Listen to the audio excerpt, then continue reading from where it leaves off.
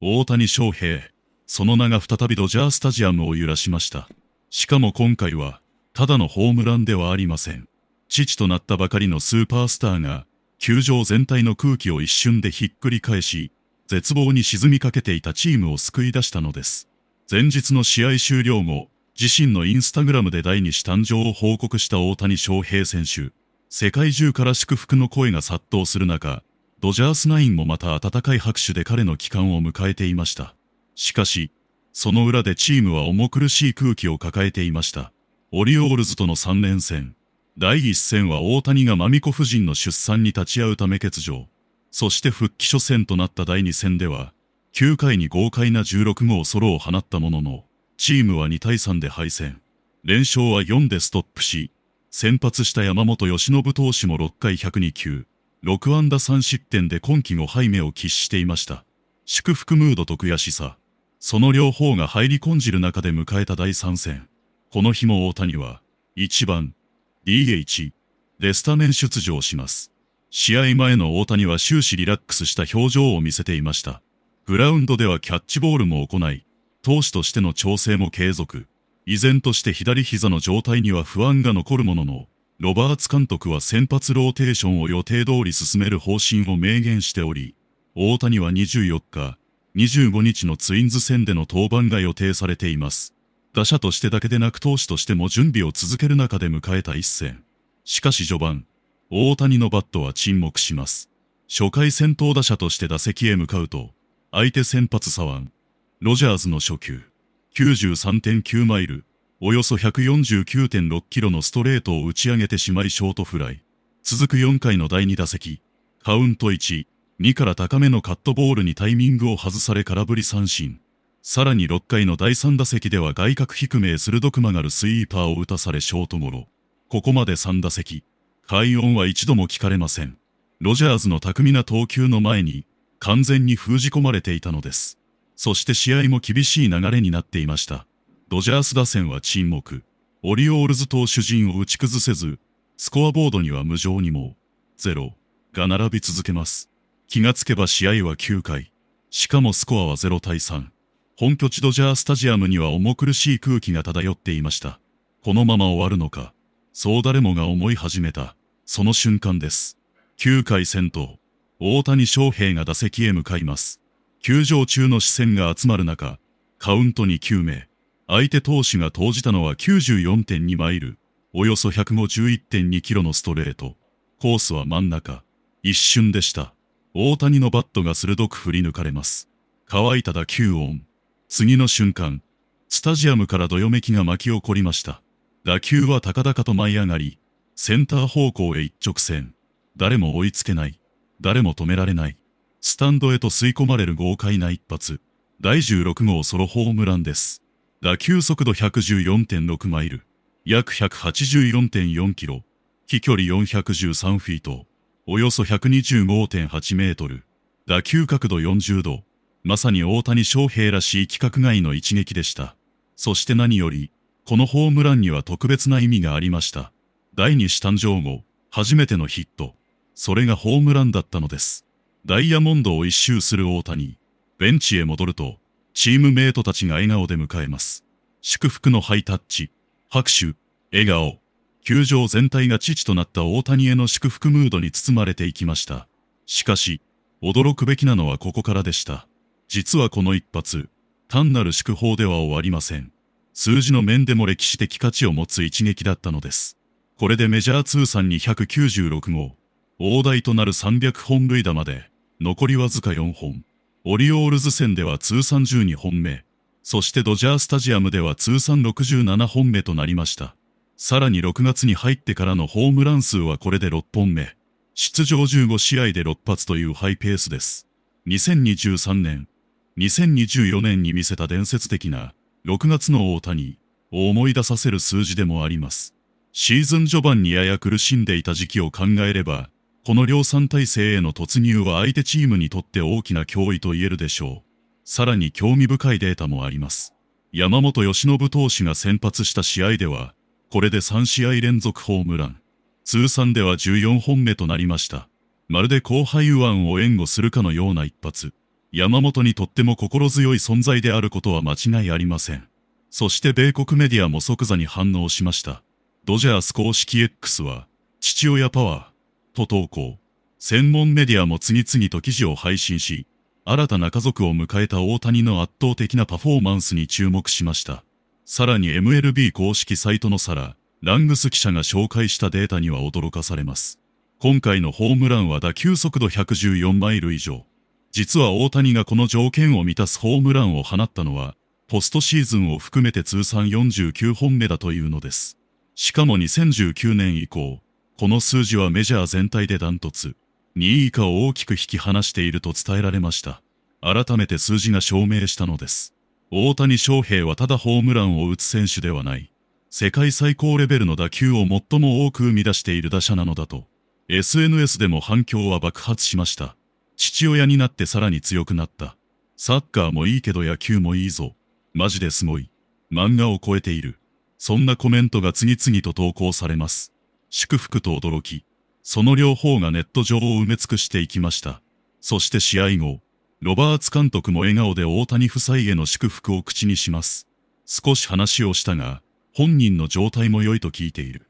そう明かした指揮官は、さらに試合前の興味深いエピソードも披露しました。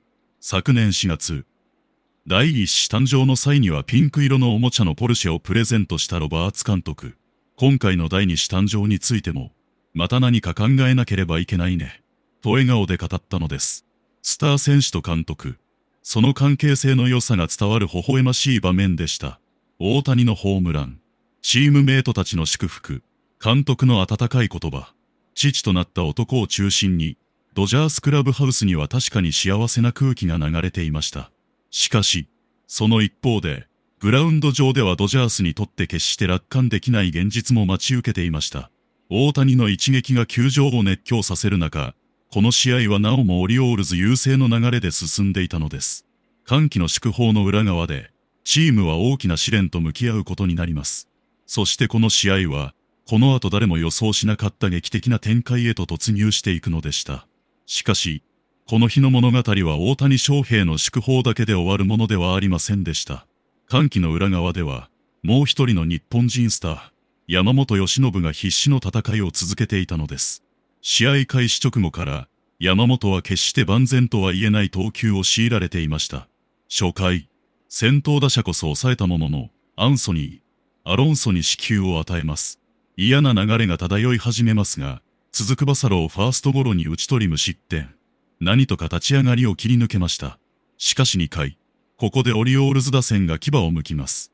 タベラス、カウザーに連続ヒットを許し、いきなり無視1、三塁の大ピンチ。球場に緊張が走ります。続く名誉の打球はファーストゴロ。アウトは奪ったものの、その間に三塁ランナーが生還。ドジャースは先制点を奪われてしまいます。それでも山本は崩れません。ホリデーを空振り三振。さらにアレクサンダーも空振り三振。鋭く落ちる変化球で相手打線をねじ伏せ、最小失点で切り抜けたのです。3回には守備陣も山本を支えました。ヘンダーソンをレフトフライ。アロンソを空振り三振。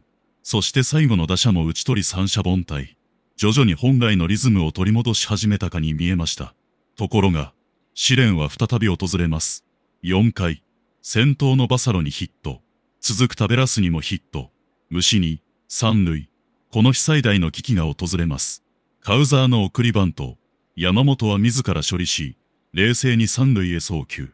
見事な判断で三塁走者を封殺します。しかし、続く目よに死球。一死満塁。息を飲むような状況です。ここでホリデーを渾身の空振り三振。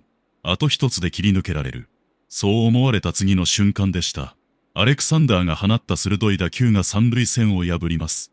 痛恨の2点タイムリーツーベース。スタンドから大歓声が沸き起こり、スコアは0対3。山本はマウンド上で悔しそうな表情を浮かべます。それでもここからが山本由伸の真骨頂でした。崩れない。諦めない。5回はヒットを許しながらも後続を断ち切ります。そして6回、疲労が見え始める100球目前後にもかかわらず、打者3人で片付ける完璧な投球。最後まで試合を壊しませんでした。この日の成績は6回102球。被安打6、3失点。決して完璧な内容ではありません。しかし、大量失点を防ぎ、試合を終盤まで持ち込んだ価値は極めて大きなものでした。試合後の山本も、自らの課題を率直に口にしています。走者を貯めてしまったこと、最後にタイムリーを打たれたこと、その両方が良くなかった。さらに、生命線とも言えるスプリットについても、感覚が良くなるまで時間がかかった、と振り返りました。追い込んでから決めきれなかった場面も反省材料として挙げています。ですが、その表情に下を向く様子はありませんでした。うまくいかない時もあります。そう冷静に受け止めながら、反省点は多かった。次につなげたい。と前を向いたのです。エースとしての責任感、そして修正能力、山本由伸らしいコメントでした。一方、ドジャース打線は深刻な苦戦を強いられていました。オリオールズ先発ロジャーズの前に沈黙。8回まで得点はゼロ。大谷翔平も最初の3打席は完全に封じ込められていました。本拠地スタジアムには重苦しい空気が流れ始めます。しかし、その空気を吹き飛ばしたのが、前日に第2子誕生を発表したばかりの男でした。9回、大谷翔平。今季16号ソロホームラン。打球速度184キロ超。センターへ突き刺さる圧巻の一撃。スタジアムは一気に熱狂に包まれます。父となった直後の祝砲。まるで映画のワンシーンでした。ただ、この日の反撃はあと一歩及ばず、ドジャースは2対3で惜敗。連勝は止まりました。山本には今季5敗目が記録されます。それでも、この試合には未来への希望が確かに残されていました。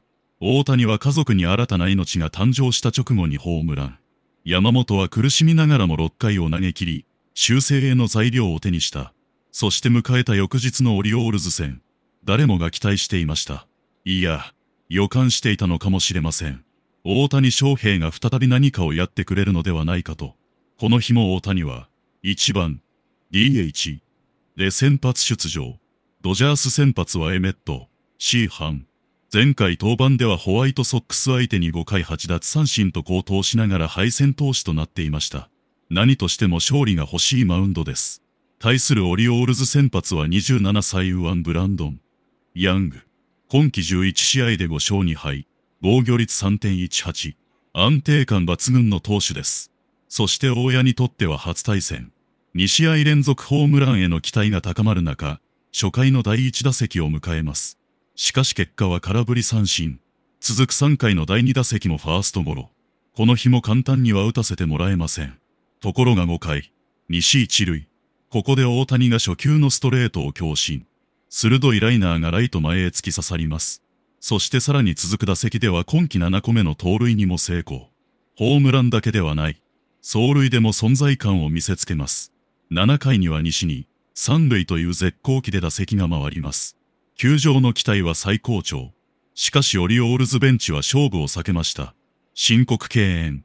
スタジアム全体から大ブーイングが巻き起こります。それほどまでに相手が恐れた打者。それが大谷翔平でした。そして運命の9回。試合は同点。安打と四球で一死一。二塁。最高の舞台が整います。そして打席には、大谷翔平。